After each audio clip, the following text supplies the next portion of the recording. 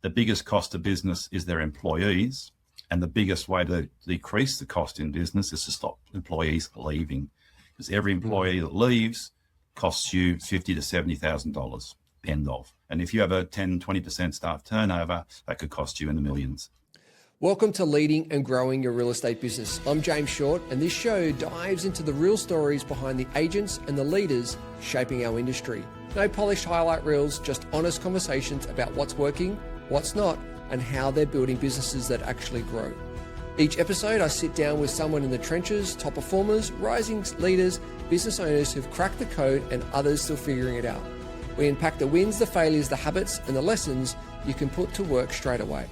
Before we dive in, can I ask a favor? And please subscribe or follow on the platform you're listening or watching this. The more we grow, the bigger impact we can have together. And thank you. Let's get started. Ladies and gentlemen, welcome back. We have Steve Owen, who's a business growth strategist who shows business owners how to transform their business through simple profit growth strategies.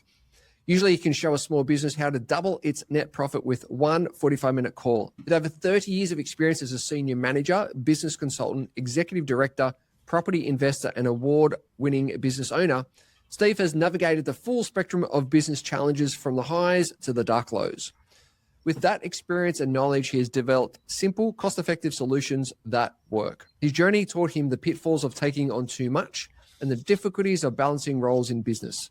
Through years of trial and error, he has utilized time-efficient strategies and world-leading software to boost business profit and productivity while reducing stress for everyone involved. He has helped set up successful international businesses and won numerous awards locally, nationally, and internationally. Now he is dedicating his time to coaching business owners like yourself.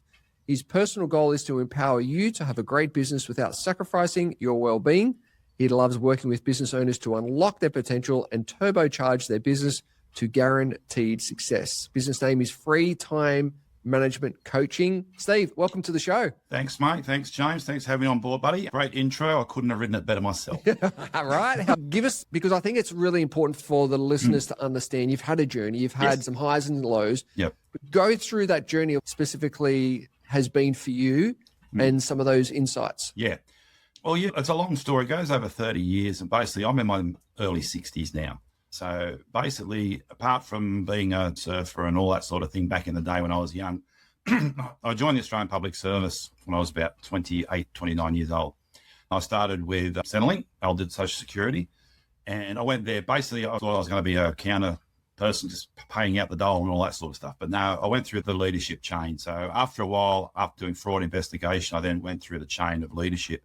So I never thought I would, but I rose to middle management level, then to senior management level.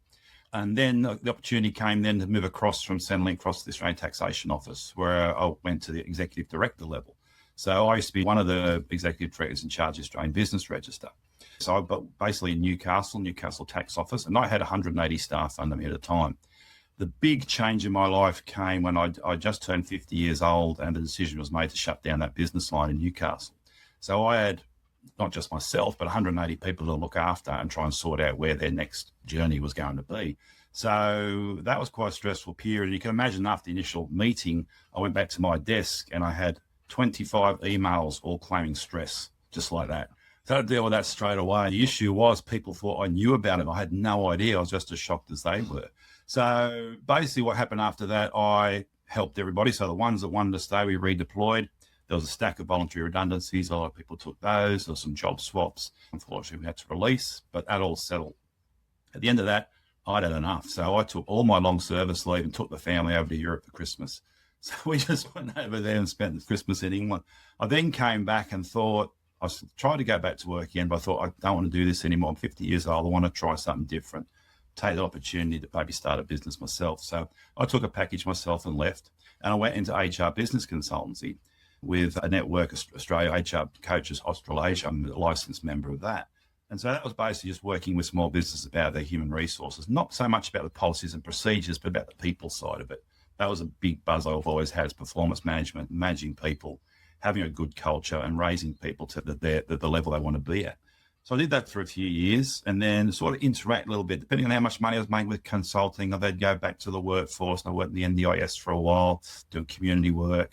I worked in the job network for a while at management level and that sort of thing. Then I came across a thing where, with a group of other guys, we came across a great opportunity to start a new business. And this was a breathing device. I won't go into too much detail about it. It's a breathing device that helped people. And of course, how did you expect that would take off during the COVID period, which it did. And at one stage, the business was making well over $15 million in turnover. Wow. But we weren't agile enough to prepare ourselves what would happen after COVID. And sort of the business still exists and still trades, but it went from boom to bust very, very quickly. So I'm still involved with that company. There's no problems with the company at all, but I just moved away from it because it wasn't in my local area. And then I started thinking about semi-retirement. Do have a couple of investment properties. I thought about doing that. And then I started to get bored. So I said, I've got to do something. So at the moment, and I still do it. I drive special needs kids to and from school every day, first thing in the morning and in the afternoon. It's just something I want to do. A little bit of pocket money, yes, but it gives me something community. So in the last 6 to 12 months, I thought I want to give back everything that's up here, and everything I've done in business and leadership, real estate, all those things I've done, I now want to give back to business owners now, because my intention is to work for another 5 years before retirement and give back all my knowledge to business owners to make sure they don't go through the same issues and problems that I've gone through. I've learned the hard way. Now I want to make sure no one else goes through that, because a lot of small business owners are out there struggling. I just want to make sure that they turn their businesses into a success. And that's what I'm looking to do. Fantastic. Mate, what a journey. And all the ups and downs and the lefts and rights. And it's been phenomenal. And one of the things that just jumped out at me, like obviously working in the public sector and then the private sector, there's, I guess, different ways of doing things. There are different cultures. There are different leadership methods. What have you noticed was the biggest difference between those two sectors? Really, you probably find, and you've probably heard in the Australian public sector, everything's got to be done in triplicate. You've always got to get permission from somebody else, where as a business, a private business is much more agile, depending on how many decision makers there are. Decisions can be made quickly. But the old-fashioned public service, yes, you had to have something in triplicate to buy a pen. It was like that back in the old days. I don't know what it's like now. I've been there for 10 years. Hopefully they've been a bit more lean these days. But it's really the decision-making processes and the transparency of where things go and what you're accountable for. So private business is much more quick. Australian public service got to go through policy, procedure, etc. Yeah, gotcha. Now, those HR days, you would have seen a lot of the do's and the don'ts and everything in between, right? And so if you look at those HR days, what were the biggest frustration that businesses had with their teams, and what were some of the solutions and the recommendations that you could provide for these leaders and for these managers? Yeah. Look, the main one I push across, and I still push this very day, is you've got to have the right leaders in place. What will generally happen in a small business is that they will find someone who's very good at their job, and they'll progress through the chain up to becoming a manager. So if you've ever come across something called the Peter Principle, the Peter Principle just identifies that we all rise to our level of incompetence. And that's what happens with managers. When they get to that management level, yeah, they've got the technical ability, they know the business back to front, but they aren't necessarily people. So it's managing the people, and you'll often come across stories in small business where someone is a manager, they just don't get on with the staff. There's too much conflict because they don't know how to handle the people. And of course, what happens with that is culture goes down, people start to leave. The biggest cost to business is their employees, and the biggest way to decrease the cost in business is to stop employees leaving, because every employee that leaves costs you $50,000 to $70,000. End of. And if you have a 10, 20% staff turnover, that could cost you in the millions. You get the leaders in place that want to work with the staff, engage them, have a proper performance management, proper reward and retention process, and just make sure they want to stay with you and develop them as well. They want to be leaders. If they want to do that, help develop them, because if they don't like it and they move on, they'll leave. And 75% of staff leave a business because they don't feel supported by their management. We see that in the real estate space a lot, where it could be a leading agent who's killing it out there in the industry and in their market, then gets tapped on the shoulder and say, "Oh, can you be sales manager?" It's like, what are you doing, right? Because it's like, no, let them be them, and let as you said, that someone who can work with and develop people be that sales manager, so to speak. It is a compliment to them, but by being asked that, the management's got to realise, do they have the capability? Spot on. And so what would you recommend to those business owners and those business leaders? They're growing, they've got a team, developing the team, and they need someone to then lead and manage that team. What would you suggest as some of the key things to look out for around that in a little bit more depth of what you just mentioned before? It's basically just to identify the leadership potential of the current staff. Ask them. That's the main thing I used to find in performance reviews every year. And a lot of people won't do performance reviews. They'll sort of do a tick and flick and that's it. Do a proper one. We sit down with them, preach to them about their performance, ask them questions about what they want to do, and always have a plan there about how they want to progress. Ask them where they would like to be in 2, 3, 4 years' time. I did it once in the tax office. I asked a fellow who was just sitting there. So I'd say, what would you like to do in 3 or 4 years' time? He said, Steve, I want to do your job. I said, really? He said, yeah. I said, I want to be a manager like you, a leader like you. I said, that'd be great. Have you ever gone down that process? He says, no one's put me on a course before. And I said, well, let's put you on some leadership development courses and get you underway. And funnily enough, after I left, he took over my job.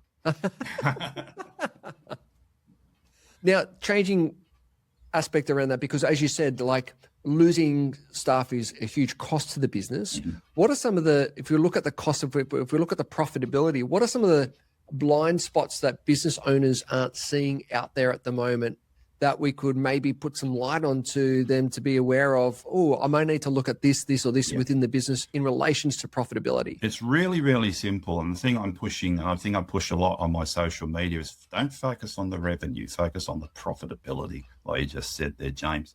I said too many businesses focus on that revenue. And when we talk about profit, you look at businesses and 45% of businesses are not making profit. End of. They're not making any profit. Wow. 75% of business owners are taking home less than the average wage of the average Australian. So you think, why would you do it? We do it for passion and all that sort of stuff. That's the thing. But profitability, what they should do is not start the revenue and work their way through and find out what's left to pay themselves.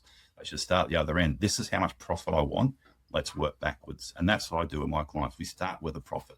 So the 3 main things I identify to increase profit very, very quickly are looking at your costs.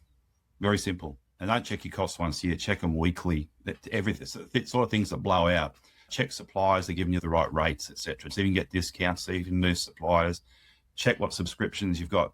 Check your utilities, the costs, all that sort of stuff, so you can get better deals on your internet. All those sort of things add up. You only need to make a 3 to 5% change, and then that will compound other things. So cost cutting is one. Pricing, a lot of people just don't put their prices up. I know in my business, we didn't do that for a couple of years. So look at your pricing on a regular basis. And again, you don't put up much. If you go to Macca's one day for a Big Mac and it's $10, you buy it. When you go next week, it's $10.50, you're not going to not buy it. That's how much change you've got to make. So that's the main one. And the main one, which might interest everybody, is make sure your business has a market dominating position. It's got to be different to everybody else, or you've got to offer something different to everybody else.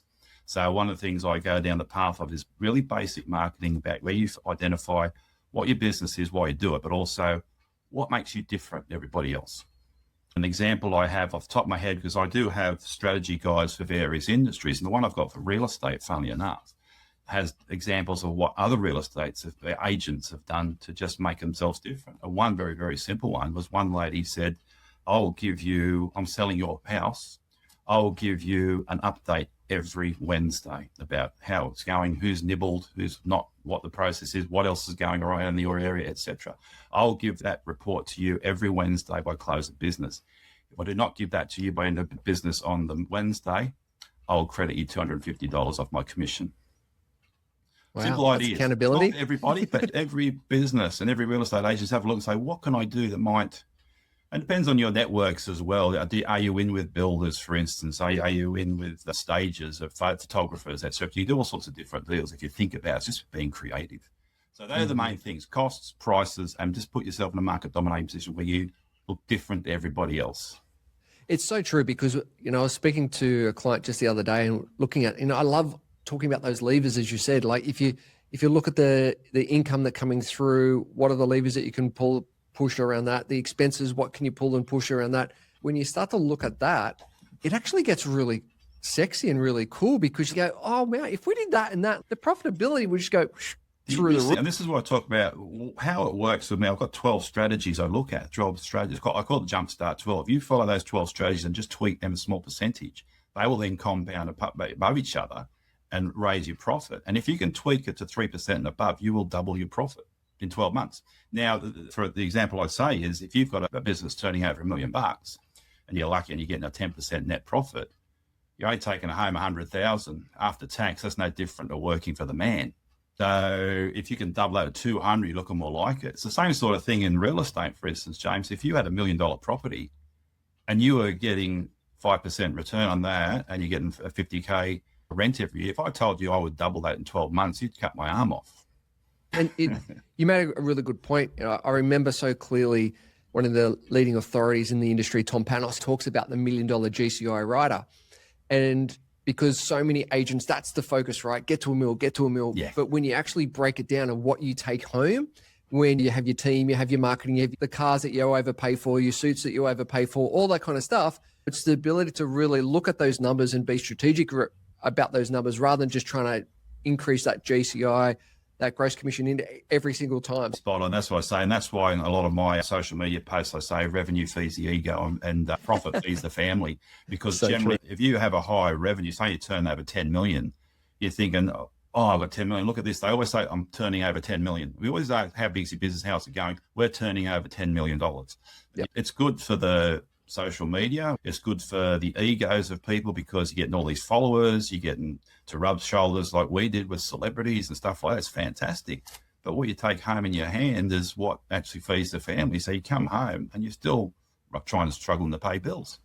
So true. So Steve, what's some of the exciting things that you're working on that's coming up for you at the moment? Okay, well, the main thing I'm working on right now is I'm going to start doing live events. So I'm based in the Hunter now, so I'm going to do live events around the Hunter to start with. I am going to look at probably recording a couple of those and just getting them right and getting something up for a webinar to go internationally. Because although I'm based in Australia, I can work internationally as well. So, and I've got a couple of good clients that want to expand internationally because I've got the experience of doing that. So the live events is the big one. The other thing I would just want to do over the next 12 months is scale my business a little bit. So what I'm looking for my business is not just get a few clients for myself, but to build that and scale it so I can bring some other young people in. And then what I want to do is develop something that becomes a legacy that I can then pass on and someone can then take it on. Because I've found this and I'm working on this, but I'm 63 years old. How far can I go? I think I can do at least 5 years. I'm young enough and fit enough. But I'd like still to a spring chicken, somebody and just leave something behind so someone else does the same thing. But I'll always be there in the support. I said, the great story we have here in our local area is an old accountant that was still working in his office at 96 years old. I don't think I'll go that far, but good on him for doing it. Because you've got to use the mind. You've got to use the brain. And that's the thing. My old man's still practicing law and he's 83, you know, like it's that mind thing. I've tried it to pull away and retire, but I think it's because I was only talking to kids all the time. Yes. My wife said, you're talking rubbish. I need an adult conversation. Very true. Yeah, Steve, on our show, we have our 60-second quiz to find out a little bit more about our guests. Are you willing to play? I'll have a crack at it. I've made a couple of notes. I'll see how we go. All right, let's go. What's your favorite movie? My favorite all-time old movie is Life of Brian. Nice. Favorite food? Indian. Love Indian. Beautiful. What's your favorite holiday destination? Fiji. Fantastic. Do you have a morning routine? What is that? Morning routine generally is to get up at 6 o'clock in the morning, get myself sorted, and I take the kids to school first thing in the morning. Nice. Then I come back and go to work. Nice. What about your evening routine? Evening routine, quite often I'm the one that's cooking, so it's cleaning up. I work out a few things. I'm going to watch the TV. I'm going to watch some sport. I'm going to sit down, listen to some records. It's one of those. Or read a book. Nice and simple. And do you have a most embarrassing moment? Yes. Once when we were at Holiday Southwest Roxville walking down a grass hill and I slipped and fell on my backside and slid down the hill. My wife has never let me forget it because we weren't married at the time. If you could choose 5 inspirational people to have dinner with, who would they be? They could be dead or alive. Okay. I struggle to get a fifth one. What was it? First one, Billy Connolly, because I've just laughed the whole life at him, and I think it's fantastic to have a dinner with. In terms of leadership, Alex Ferguson, he used to manage Manchester, I used to manage Beckham and all those sort of guys. He just for 20 years, he was probably the greatest leader in terms of sport around the world, so he'd be interesting to talk to. I'll put the Queen. I think the Queen would have been interesting to sit down and have a talk to. She seemed like a nice lady. You can take 2 out, any Beatle. So any of the Beatles. So love it. Any 2 of those. Love it. Fantastic. If you're Prime Minister for the day, what's one thing that you would change? Oh, have a great relationship with the RBA. Try and That's the first thing that comes to my head. Totally. What's your best piece of advice? One thing I always say to people is know for yourself. Always do your own research. Don't believe everything anybody tells you. Just always know for yourself. If you get given advice, great, but always get a balance and just know for yourself. And how can the audience get in touch with you? The easiest way, you put Steve Owen on LinkedIn and look up Business Growth Strategist. You'll find me really easy there. I'm very, very active on LinkedIn. And if you just want to go on my website, freetimecoaching.com, you'll find me there as well. But LinkedIn's the easy way because I can always have a chat and talk to people there as well. Excellent, mate. Steve, really appreciate you jumping on the show today. Thank you for your insights, your knowledge, and your expertise. We'll put all the details on how to get in contact with you into the show notes. So much appreciated, James. Thanks for your time, buddy.